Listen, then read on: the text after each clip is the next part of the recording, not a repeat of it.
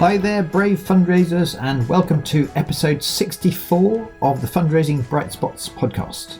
This is the podcast for anyone who works in fundraising and who wants some ideas, some encouragement, and maybe a dose of inspiration to help you enjoy your job and raise more money, especially during these turbulent times. Today, if you're a major donor fundraiser, or if part of your job is to manage high-value fundraising for your charity, I think you're going to find this episode really helpful. Because today, I'm going to share a conversation I recently had with a wise and hugely experienced fundraiser named Angie Turner. Angie is head of philanthropy at a charity called the Children's Trust, and across a 30-year career, she's performed a number of fundraising roles in this and other charities. I've long admired Angie not only for the amazing results she consistently achieves, and for her understanding of fundraising and her ability to share that, which you'll get a sense of in a minute, but also for the way that throughout her career she's made time to help so many other fundraisers across the sector. For instance, for many years she's played a really influential role in the Major Donor Special Interest Group for the Institute of Fundraising, and she's currently chair of that group. In the last financial year, fundraising results through major donor fundraising for Angie's charity were up a fabulous 28% on the target that they'd set before COVID hit. In this interview, Angie shares some of the key principles and tactics that she's learned over the years that have helped to achieve these results. Like all my interviews recently, I recorded this conversation remotely, but I need to mention that this time there were a few moments when my broadband caused the audio recording to wobble a little bit, so please do excuse that, and I hope it won't distract you from the ideas that we explore. So here's my chat with the excellent Angie Turner. Angie Turner, welcome to the Fundraising Bright Spots podcast. Hello, lovely to be here. Very excited. Thank you, Rob. Yeah. So you and I had a quick chat the other day, and I was so impressed by the various things you've been doing this year and the way your very loyal, generous donors have stepped up massively this year. And in a moment, I want to get into some of the things you focus disproportionate energy, I think, as a high-value fundraiser in doing to help that to happen. But just in terms of context, please remind me, and so the listeners can get it, what's your job title and what's the name of your charity and how long have you worked there? Hi, well, I am the head of philanthropy at the Children's Trust. And amazingly, I've been at the Children's Trust for 22 years in various roles, head of community, head of corporate, and now head of major donors. I love major donors. It's my favourite area so far, something I'm very passionate about. And Angie, one thing I often find interesting is to ask people who come onto the podcast, what their route into the fundraising sector was, because no two stories tend to be the same. What was that for you? I was in foster care when I was very little, and when I was 3, I was adopted, and I always wanted to make a difference to the charity sector. So after I graduated, I volunteered at the NSPCC and 3 days a week doing silver service waitressing. I was the worst waitress. And then I got the experience at the NSPCC. And then I joined the breast cancer campaign as the first fundraiser. And I've been a fundraiser for nearly 30 years now. And it's been an amazing career. Wow. I think one of the reasons I have always got inspired when you and I have had little chats and catch-ups at various conferences when our paths have crossed over the years is, yes, I always learn things about major donor fundraising and so on, because that's been your focus for a while. But I've always had this sense of this breadth of experience because you've done various different kinds of fundraising, and clearly there's ways that helps.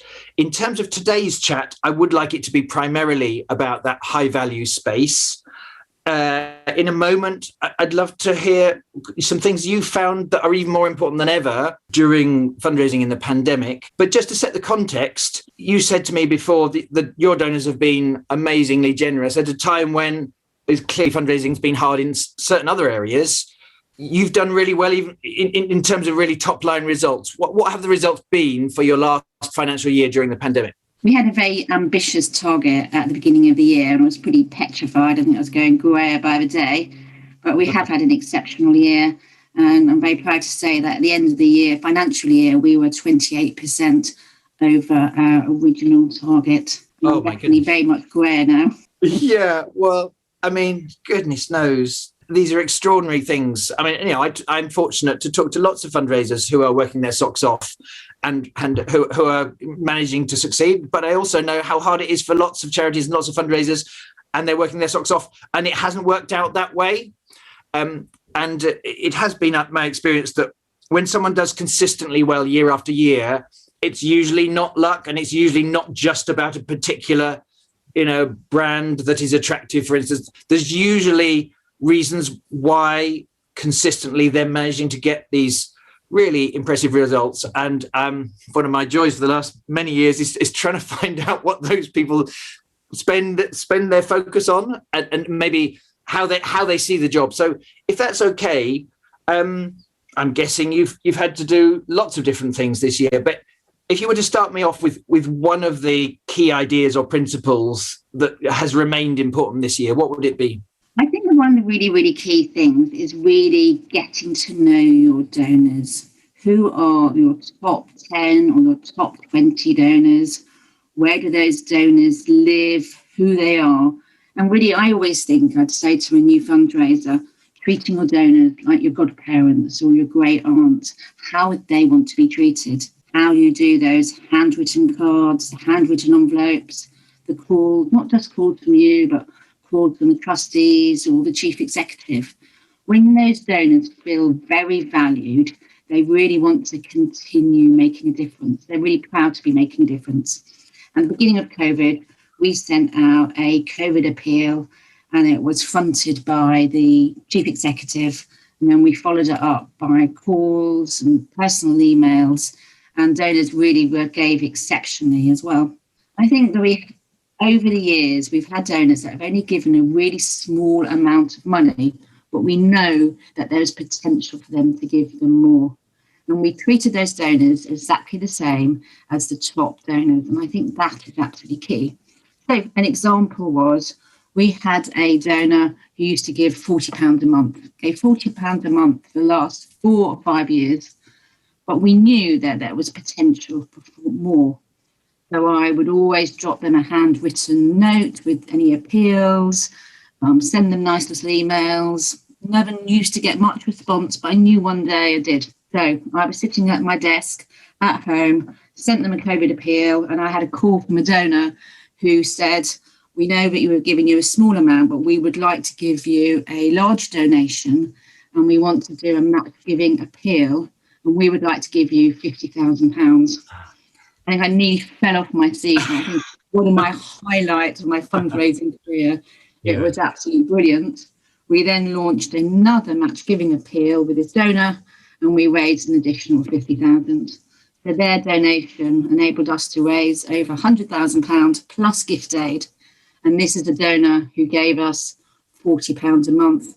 But I think the really key thing is it'd be very easy not to know about that potential of that donor. And then we could have passed them over to the individual giving team.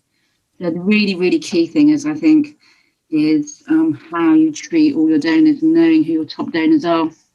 Yes. What an amazing story. And the truth is, if we had all had loads of time, I think most of us would think we would achieve that consistency. I think the really tough stuff is managing to have the system and or the discipline to not be attracted by the most obvious, shiniest, rich option or the thing that's right in front of your nose, but to care enough about each of those donors to be really caringly doing each of those tactics consistently. And I think in practice, often that can turn out not to be easy. So that's one thing I really admire about your discipline. And I guess another one, I think lots of our listeners would say it would be great if I could get my chief exec to be involved and proactively doing that. But I've tried, and some of my colleagues, my senior colleagues, don't quite get it. They see us as a cash cow, but then they don't make time for that. And there's no silver bullet. But from your experience, do you have any tips, either in terms of the making time for that consistency of the actions you do, or any tips for how you've managed to help your colleagues or senior colleagues make time for this being an important thing? So it's not just you being a good fundraiser, it's helping your charity want to do relationship this well. I think you have to treat your senior executive and your chief executives as major donors themselves. And really, we know that they are very time poor. They really want to make a difference, but they might not necessarily have the time. How can we make it very easy for them to be able to work with sort of the major donors? How can we brief them, sort of a very brief emails, bullet point emails, engaging them? And really, when we actually get results from their meeting, updating them, engaging them, so they really feel involved as well. And I know sort of like, out of our donors, who's going to get on well with the chief executive? Who's going to get on well with the fundraising director? Who's similar to trustee?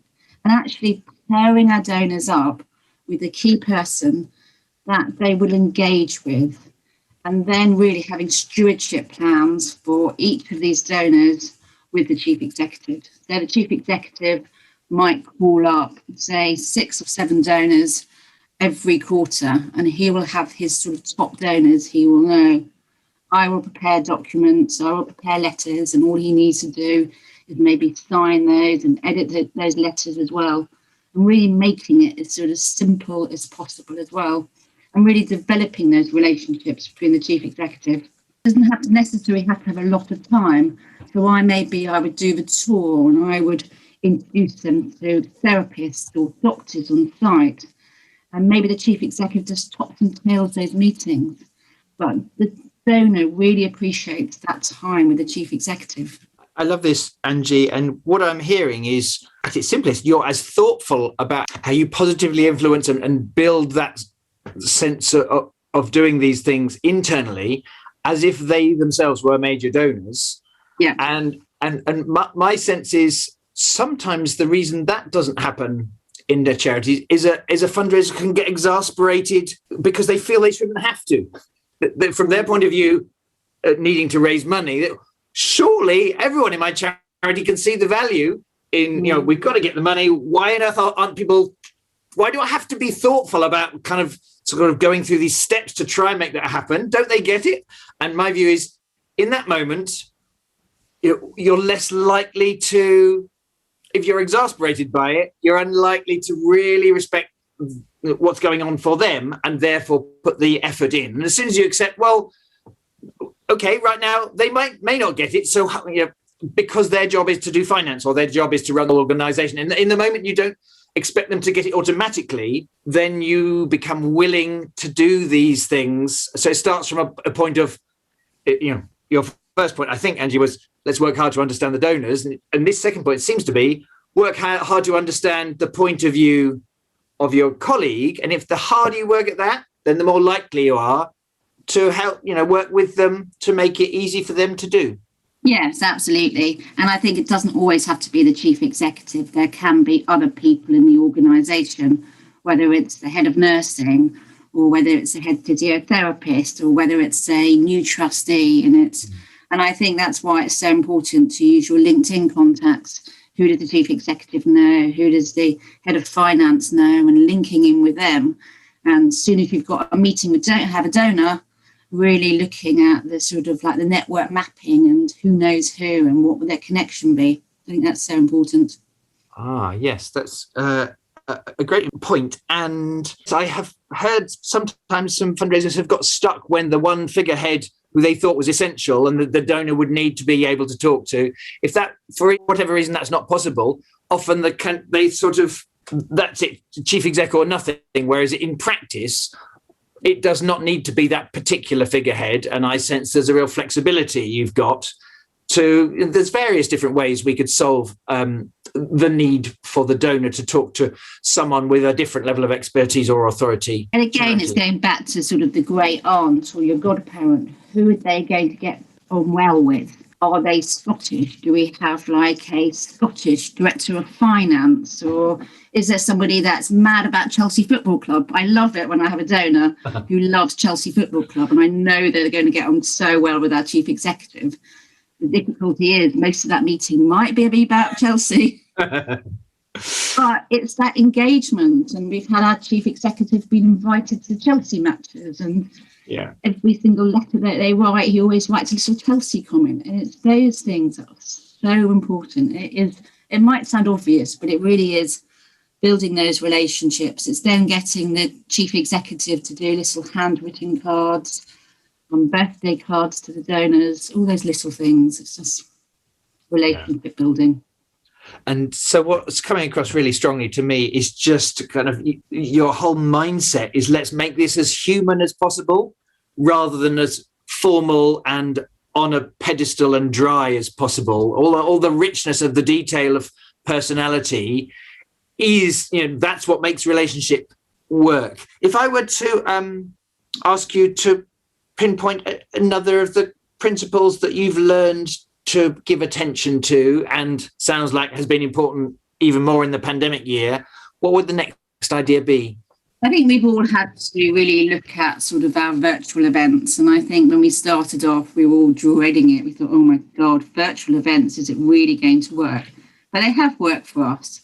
And we've really looked at how we can do things differently. So we launched our Big Give Christmas appeal, and we hand delivered mince pies, homemade decorations to about 30 of our key volunteers and donors. We had a team of volunteers delivering those, and they were just so pleased in the pandemic to actually see them in person. They were so excited, and it really built that relationship, and they were so pleased to come along to the event.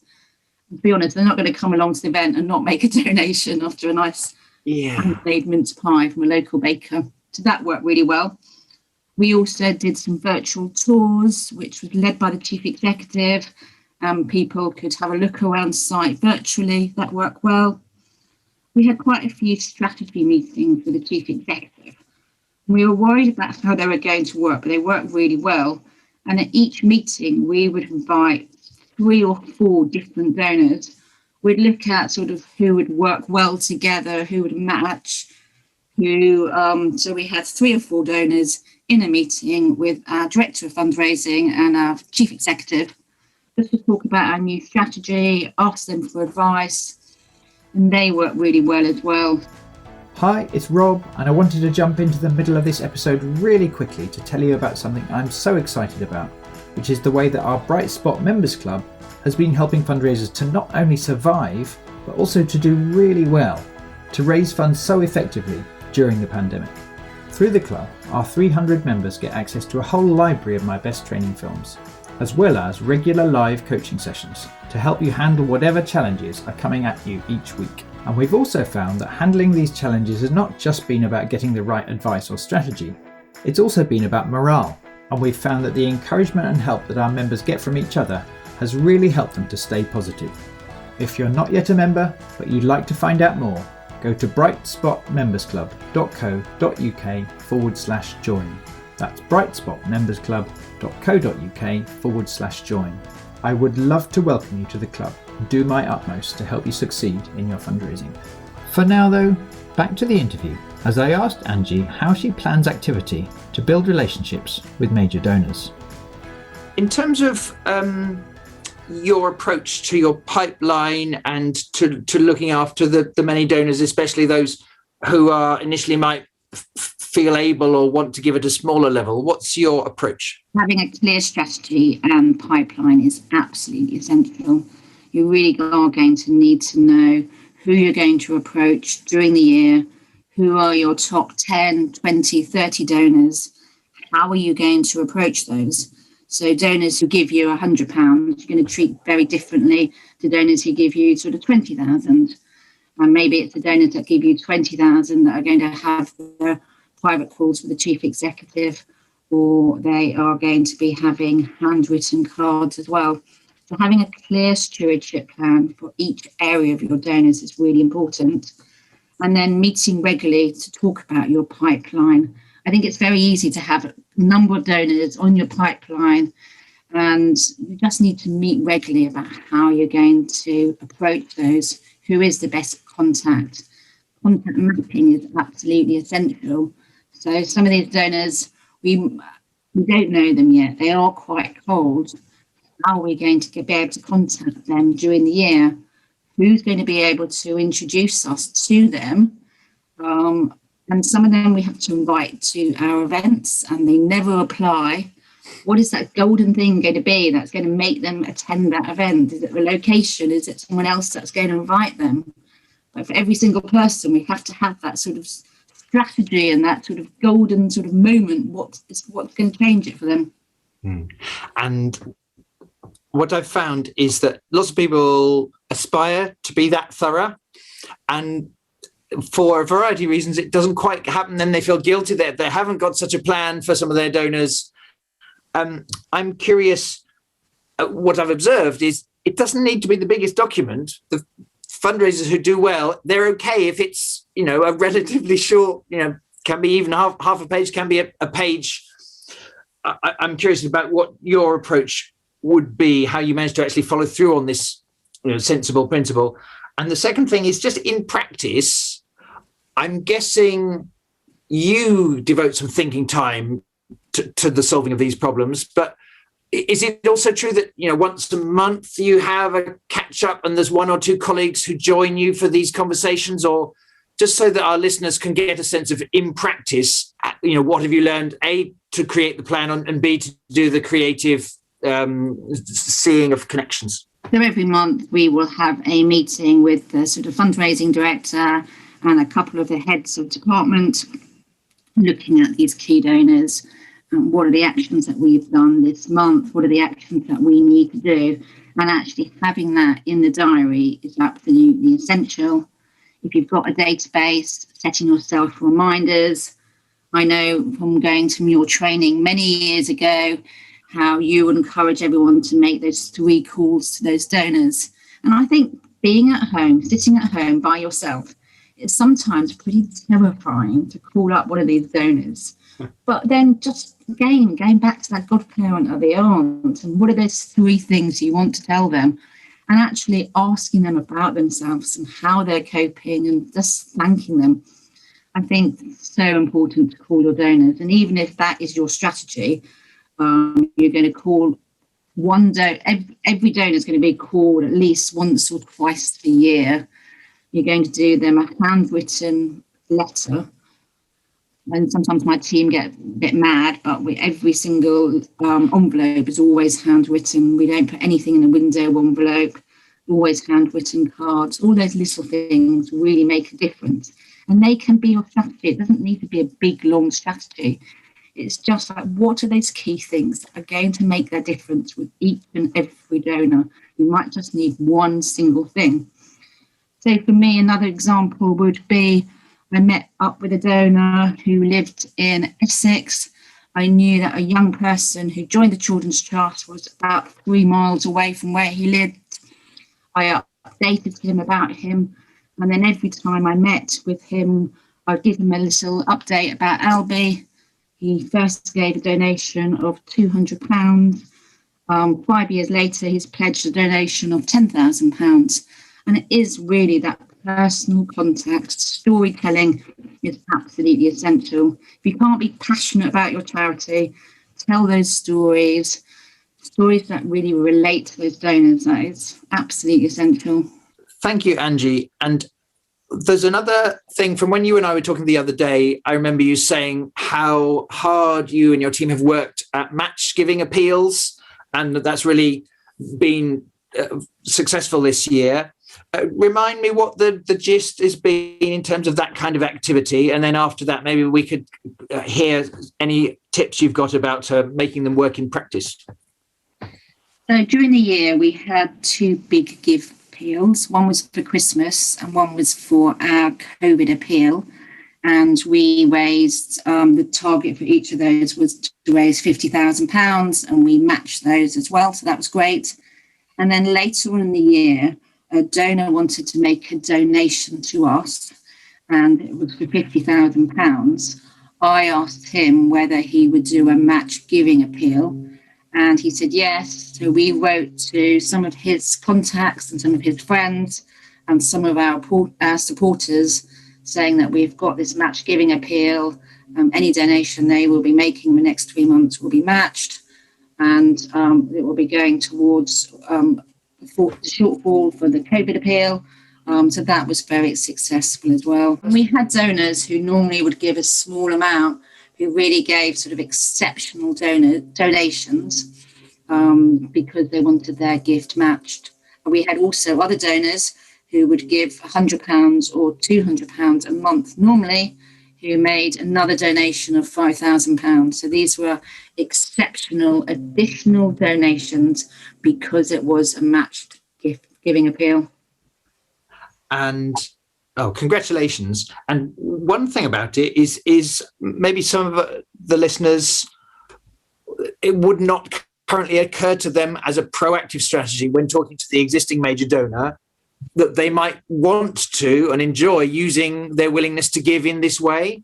And what's interesting to me is you were proactive in having that conversation, and then because you had that idea and were able to talk it through with him or her, it led to such a bigger result, which must have been, obviously it raises more to help your cause, but it must have been more satisfying and more exciting for the donor.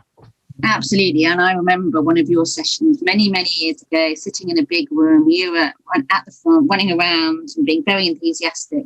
Something that you said about being brave. And it is sometimes terrifying when you call up a donor and you're asking them for a large donation and then asking them for a match giving appeal. It's really difficult. I think if you feel passionate about it, you've got a really good project. So if somebody had to raise £10,000 for a certain appeal, then they could go to a donor to say, we want to raise £5,000. Would you make that donation? And everything will be matched. I think having a specific project is absolutely key. And match giving appeals can be really small. It could be for £1,000. And I think it's really important to test as well. How would it work with your donors? Is there a Christmas appeal, or is there a piece of equipment that you need to get raised? Could you test it out? Could you ask a donor to make a donation for this specific project, and then it will be matched? I think is key. Yeah, there's just several advantages to this approach, as far as I can see. One of them is there's a certain kind of personality that just loves the entrepreneurial excitement of that being a slightly different ask that you're making, and that multiplier effect and so that might cause the fundraiser to be a bit more brave, as you just mentioned, in wanting to raise this as an idea at all, because the idea is slightly different. So that's one thing that I like about it. I also think what's good this year is, Rob, I will be able to go to some of our donors and saying, last year we did 3 match giving appeals, which were very successful. We've never done this before. We'd like to do another one again next year. Would you make a lead donation? And so they know that it's worked so far. Donors really like it. And so it's a tested approach, which I think is good. So, Angie, I see various advantages in this concept of the match giving appeal and the charity being proactive in raising that as a possibility with some donors who initially may not have thought that way.